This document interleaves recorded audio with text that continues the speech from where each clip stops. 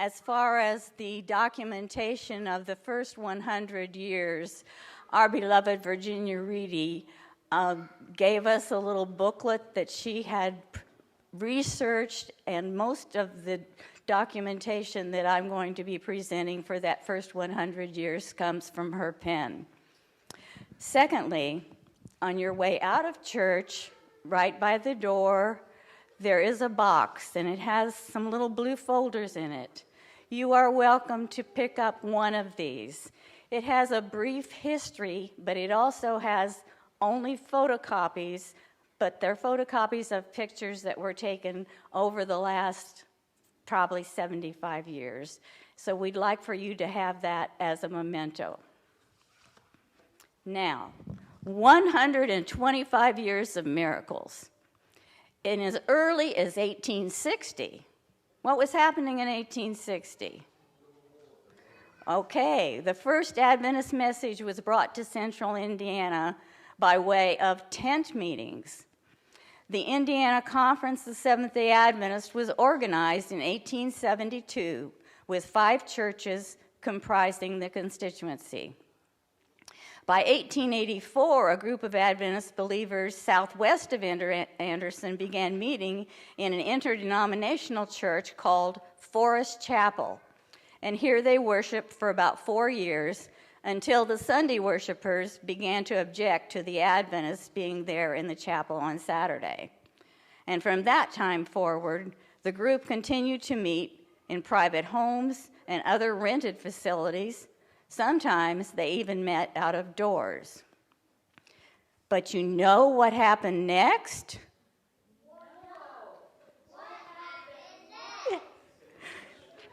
In 1888, the first planned outreach of the city of Anderson was started by 5 booksellers called colporteurs. I wonder if Denny knows who they are. As a result of this ministry and a tent effort held in 1890, there were more believers that joined the church. In 1898, a tent meeting culminated in the organization of the Anderson Seventh-day Adventist Church. There were 30 charter members. Do you know what happened next? No. What happened next? Well, by 1900, the group had grown large enough, and they really wanted their own church building. And so they found some ground on Nell Street here in Anderson, and the first meeting house was built. This was a true little house on the prairie building. Sabbath services were held there on Sabbath, and in 1902, the first church school was started here in Anderson, and it met there in that same building. I'm going to ask, is there anyone here in the congregation who attended school in that building? Would they please stand? And I'll have to stand myself. Okay.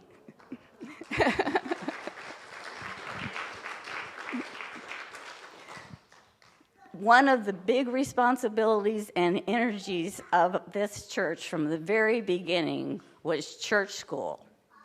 So since 1902, there has been a continuous church school here in this congregation. I'm going to tell you about that first church school. There were no desks. There were benches for the students to sit on. There probably was a blackboard. There was a basin of water and a pitcher on a table for them to wash their hands with. There were 2 beautiful little outhouses in the back. And there were hooks on the wall for people to hang their coats on. Who remembers that those hooks on the wall were still there when we went to school? That's where we hung our coats and left our lunch boxes. However, by the time we got there, thankfully, They had dug a basement under the church, and it had this most depressing set of 2 little bathrooms, but at least there were bathrooms.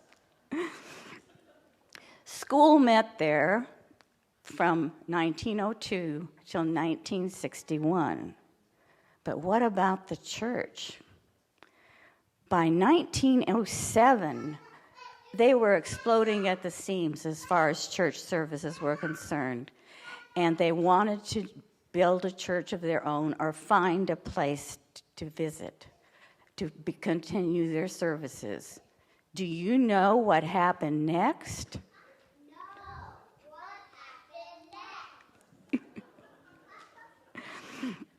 Well, in 1907, they were having tent meetings.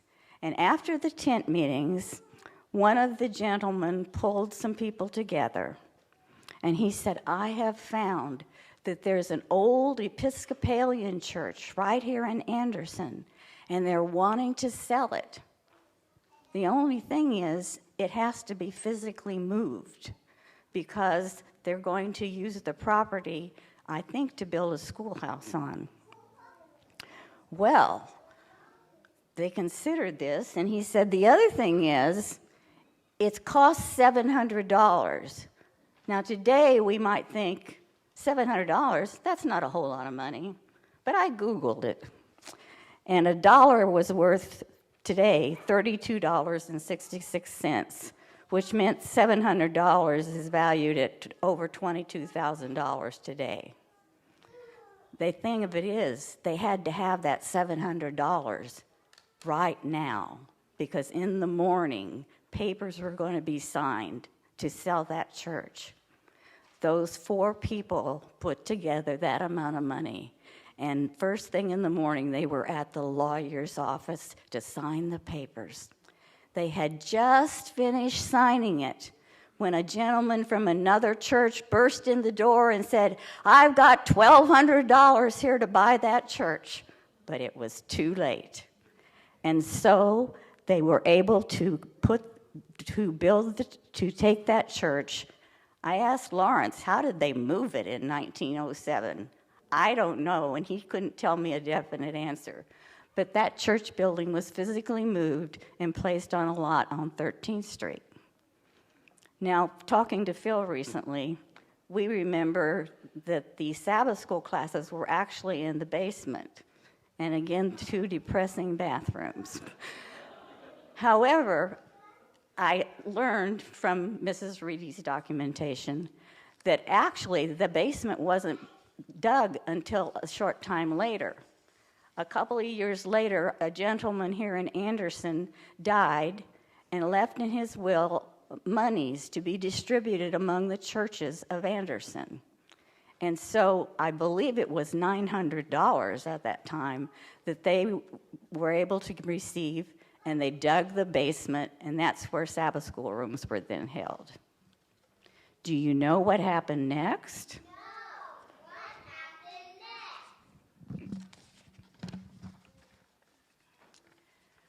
Well, in the 1950s, a lot of other ministries were started. One of those was the Pathfinder Club in 1954. Up to that time, I though remember that we had investiture classes in church school, because I got my busy bee in church school, but that was then taken over by the Pathfinder Club.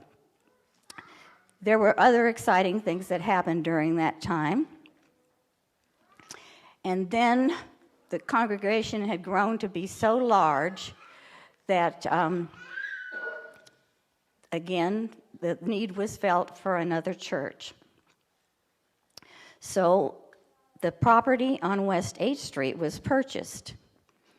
And on September 28, 1957, there was a groundbreaking ceremony.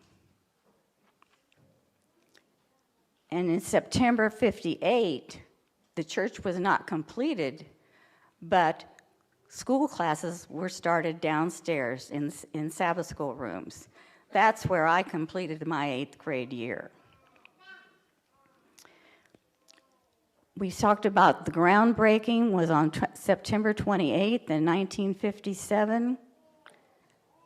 Only 13 months later, January 1, 1950, or 15 months later, 59, the first Sabbath service was held here in this church, completely furnished and ready to go. And what you see here today is basically what the church looked like. We did not have stained glass windows on the sides here. This platform was squared, and there were actually stone planters here. But most of this church building was actually put together by volunteers.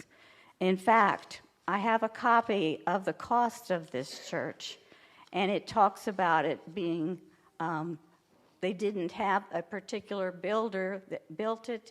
We did have trained builders here in the church, and all this block, the finishing of the wood, whatever was done by volunteer handwork. The pastor at the time was Elder Boyer, and he had been through building processes before. But he also had modern ideas. Well, you can look at the structure. For 1957, it was a fairly modern structure. We have a look-through steeple. We have this modern pulpit, which was actually handcrafted by one of our members. Anyway, and I know the window in the back was his vision, but I'm not exactly sure where that was manufactured. But with all that volunteer help, at the end of the day, this church was able to be dedicated debt-free 6 months later on July 11, 1959. I have the stats on what it would have cost in today's money. This building itself would have been worth over $1 million in those days. They had enough money left that they sent $6,000 to Indiana Academy to apply to their building project, which was the administration building at that time. And they had $7,000 in that day's money left to start the school building behind us. Do you know what happened next?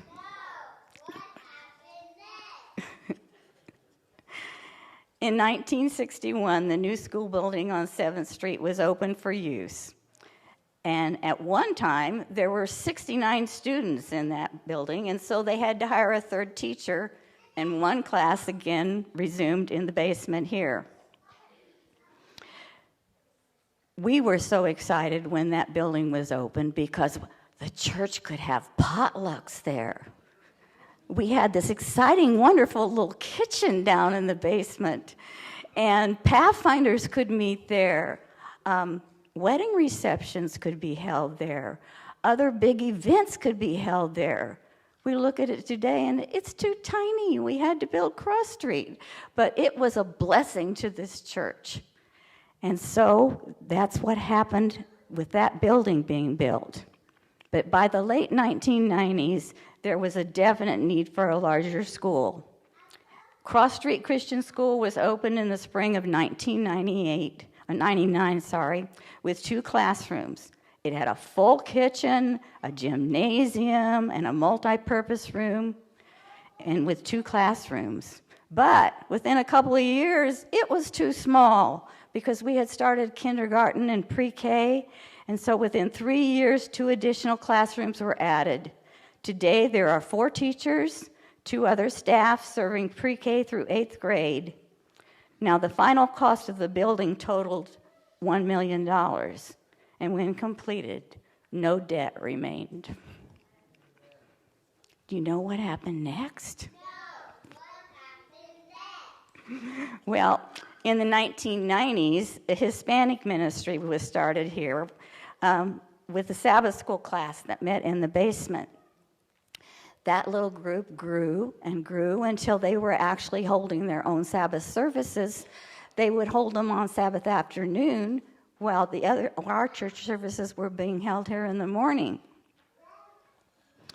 Well, when the new school at Cross Street was built that vacated this building behind us.